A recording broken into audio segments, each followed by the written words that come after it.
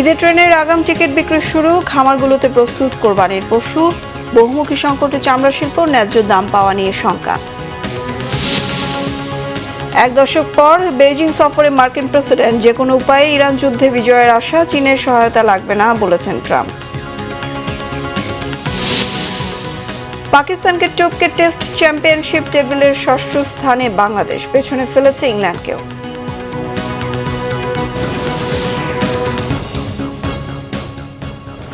দেখছিলেন crown cement সংবাদ শিরোনাম। ঈদুল আজহা উপলক্ষে আজ থেকে ট্রেনের আগাম টিকিট বিক্রি শুরু হয়েছে। এবারও শতভাগ অগ্রিম টিকিট অনলাইনে বিক্রি করা হচ্ছে।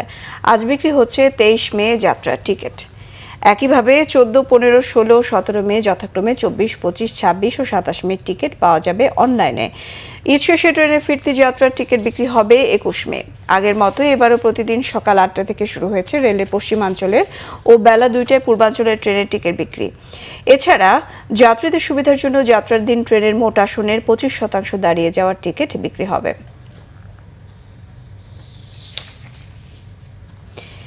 ঈদুল আজহা উপলক্ষে নারায়ণগঞ্জের রূপগঞ্জে চাহিদার তুলনায় বেশি কোরবানি পশু প্রস্তুত রেখেছেন বাণিজ্যিক ও পারিবারিক খামারিরা। প্রাকৃতিক উপায়ে লালন পালন করা এরই মধ্যে গরু সংগ্রহে খামারগুলোতে ভিড় করছেন ক্রেতারা। খলিল শিকদারে পাঠানো তথ্যছবিতে নাজমুল হোসেনের ডেস্ক রিপোর্ট। নারায়ণগঞ্জের রূপগঞ্জে 7টি ইউনিয়ন ও 2টি পৌরসভায় প্রাতিষ্ঠানিক গরু ছাগলের খামার রয়েছে 600-এরও বেশি, আর পারিবারিক খামার রয়েছে 3000-এরও বেশি, যেখানে প্রাকৃতিক উপায়ে লালন করা হচ্ছে ফ্রিজিয়ান, শাহিওয়াল, হিন্দি ও দেশি জাতের গরু।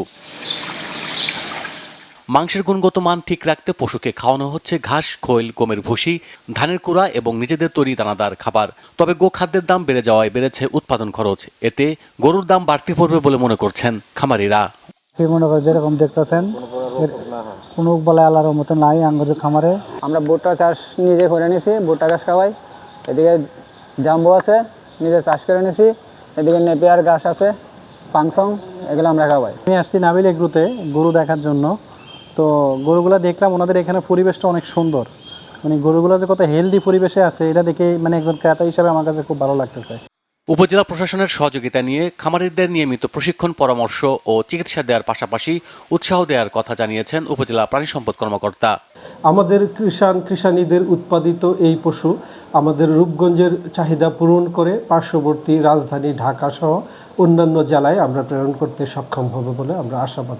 রাসায়নিক প্রয়োগে পশু মোটা তাজাকরণ ঠেকাতে নির্বাহী ম্যাজিস্ট্রেটের মাধ্যমে তদারকি করা হচ্ছে বলে জানান উপজেলা নির্বাহী কর্মকর্তা। যারা খামারি রয়েছেন তারা গবাদি পশু লালন পালন করছেন, বাট অনেক মানুষ রয়েছেন যারা কৃত্রিমভাবে বিভিন্ন ওষুধপত্রের মাধ্যমে গবাদি পশুপালন মোটা তাজাকরণ প্রক্রিয়ার মধ্যে যান।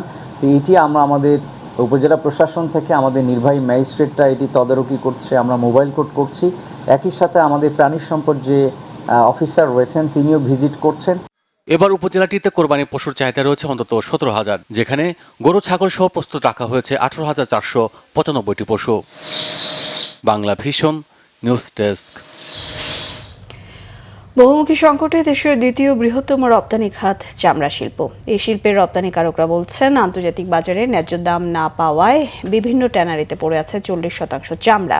এ সংকট বাড়িয়েছে ঘন ঘন লোডশেডিং আর ব্যাংক ঋণের কঠোর নিয়ম নীতি। অন্যদিকে কেমিক্যালের মূল্য বৃদ্ধি সহ উৎপাদন খরচ বেড়ে যাওয়ায় স্থবির চামড়া শিল্পের অগ্রগতি। এর প্রভাব কোরবানির ঈদের চামড়া সংগ্রহ এবং দামে পড়তে পারে এমন শঙ্কায় ব্যবসায়ীরা। জিয়াউল হক সবুজের রিপোর্ট। বৈদেশিক মুদ্রা আয়ের সম্ভাবনা কাজে লাগাতে 2017 সালে সাভারের হেমায়েতপুরে স্থানান্তর করা হয় হাজারীবাগের ট্যানারি শিল্প। কিন্তু এত বছরেও কেন্দ্রীয় বর্জ্য শোধনাগার বা সিইটিপি কার্যকর না হয় হোঁচট খাচ্ছে মানসম্মত চামড়ার প্রস্তুতি। এলডব্লিউজির সনদ না থাকায় মুখ ফিরিয়ে নিয়েছে বিদেশি বায়াররা। আমরা আগে ফ্রান্সে বেচতাম, লন্ডনে বেচতাম, ইটালিতে বেচতাম, জাপান বেচতাম, কোরিয়া বেচতাম, তাইওয়ান বেচতাম, হংকং বেচতাম, ইন্ডিয়া বেচতাম। এখন আসে চায়নাতে 3-4টা লোক আছে, এরা আমাদের দেশে 10 জনকে অর্ডার দেয়, একটা মাল নেয়। দাম হলো 40 সেন্ট, 50 সেন্ট, 60 সেন্ট। তা আমাদের খরচ হইলো 80 সেন্ট।